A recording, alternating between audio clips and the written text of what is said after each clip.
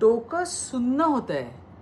पुण्यामध्ये सख्खे आजोबा आपल्या नातीवरच अत्याचाराचा प्रयत्न करणं, काय म्हणावं याला. हे सामाजिक अधपतनाचं लक्षण आहे. या प्रकरणामध्ये पोलिसांनी तत्परतेने कारवाई करत आरोपीला बेड्या ठोकल्यात. आपली लेकरं घरातही सुरक्षित नाहीयेत का? हे असल्या लिंग पिसाटांपासून आपल्या चिमुकल्यांना वाचवायचं कसं, हा प्रश्न आज प्रत्येक आईला पडलाय.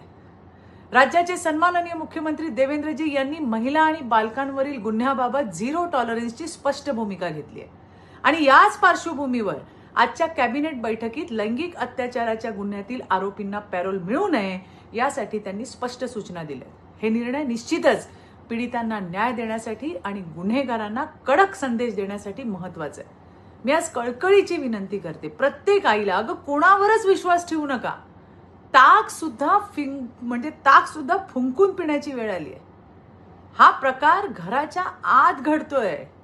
जिथं लेकरं सर्वात सुरक्षित असायला हवीत, तिथेच धोका निर्माण होतोय.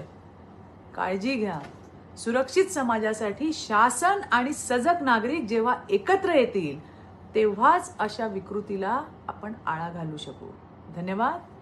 जय हिंद, जय महाराष्ट्र, भारत माता की जय.